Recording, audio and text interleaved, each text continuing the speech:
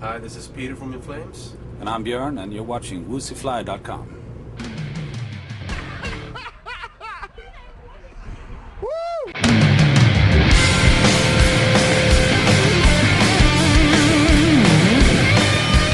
Hey, what's up? This is Buckshot. You're watching Buckshot's Bonanza. This week I got my friends from In Flames here, all the way from Sweden on the gigantour.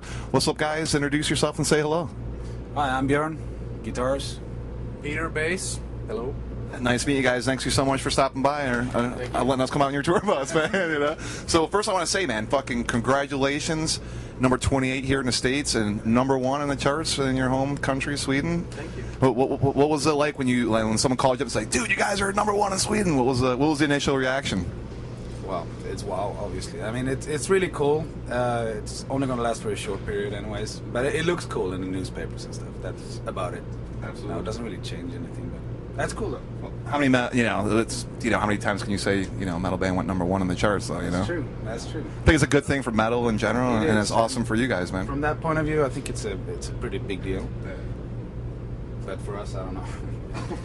It's not. Of course, it's like Björn said, it's a wow experience, and we care. We don't really focus on the chart positions, even though it's a huge thing. Obviously, it's not something that we sit down and focus on for a long time. Yeah. We get chart positions from all over the world, and it's usually not number 1. So we don't care about those. So why would we care about? Right.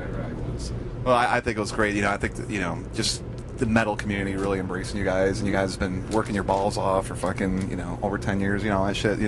So your last record here in the States was out through Ferret. I was just curious, was the deal up with Ferret and you guys wanted to move elsewhere, or why the change to Koch? Yeah, we actually only made a 1 record deal with Ferret, and they were super cool with us. They did all the right things. They really helped us out with tours and pretty much everything that we were expecting in a record label. So they did a great job.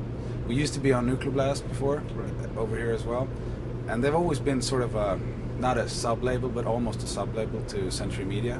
So they had a hard time with distribution and stuff, and Ferret took care of all that.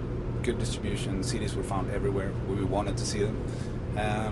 But it was just a 1 record deal, and when that one was up, a lot of people were interested in us, and we had to choose what's best for the band, the best plans, the best new ways of working, getting music out there, because CD is kind of obsolete, and it's hard to reach new people if you can't find another way.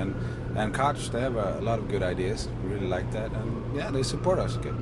Yeah, Scott Gibbons here in the States, man. He's fucking been around for a long time, He's a fucking awesome dude, man. Yeah, he had some crazy stories yesterday, which we cannot talk about. But he's a great guy. We had a lot of fun yesterday. That's cool. So you guys, through the years you set goals, and now you guys have become like, one of the bigger bands in the world right now in the metal genre.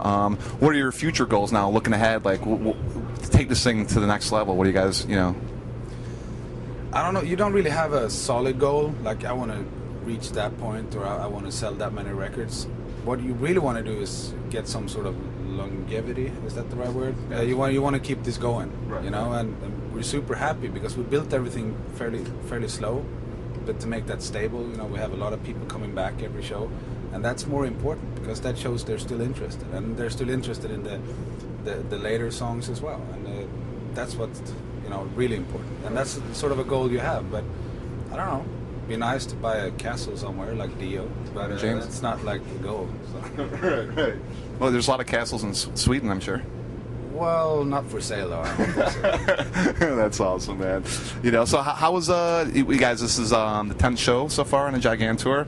How's everything going so far? Everything's rocking and rolling. Yeah, it's going very well.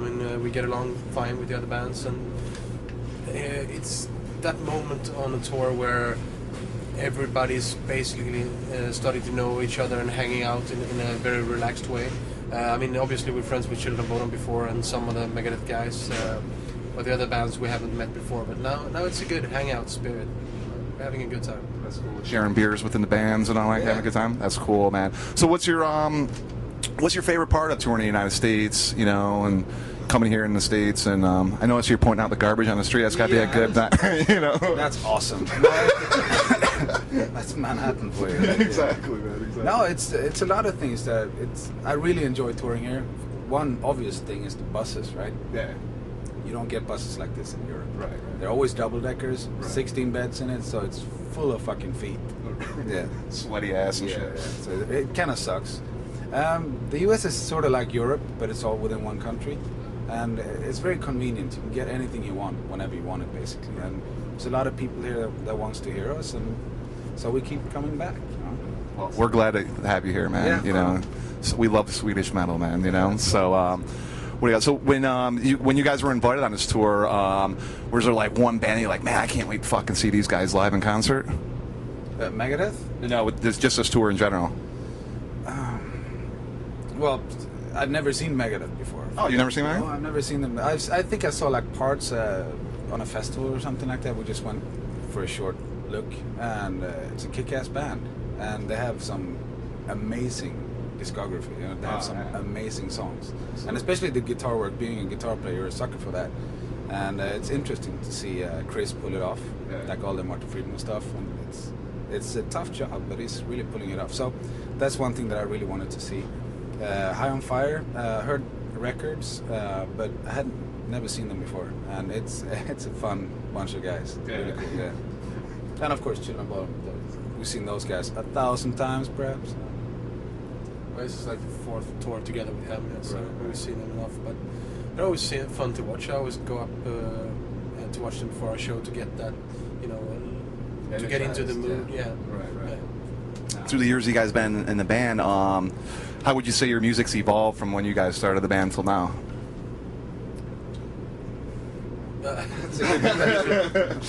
It's just, I mean, in between each record, I guess we just added more ingredients to our own sound. You know, we didn't really think that we're going to change in a certain way or anything, but just evolve and become make the music richer, you know, each time.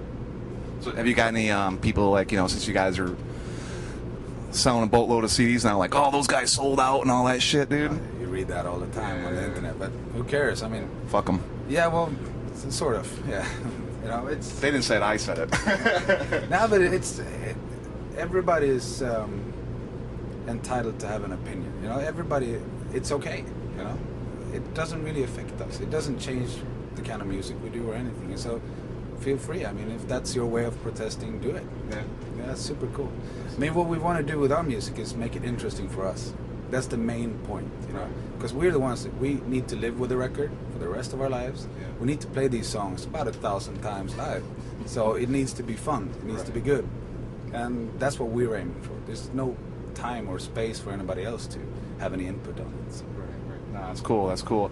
So what kind of advice, since you guys have toured, you know, like fucking all over the world and all that stuff, what are some of the advice you'd give, like, you know, a bunch of youngsters out there jamming in their garage right now, with, you know, with your posters on the wall, like, one day we're gonna be like In Flames? What's some of the advice you can give to those kids?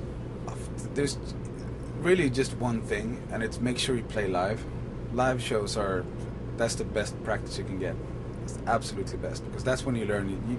You learn how to play an instrument and all that in a rehearsal room, but you'll fuck it up on stage anyways, you know, no matter what. So being live on stage, being ready for all things that can happen in a live environment, it's the best thing ever. That's actually good advice, man. You know.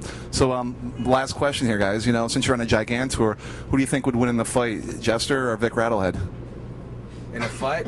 I have to say Jester. Yeah. He's younger and stronger. Well, guys, thank you so much for letting us come to your house today and interview us. So this is Buckshot. You're watching Buckshot's Bonanza on woozyfly.com.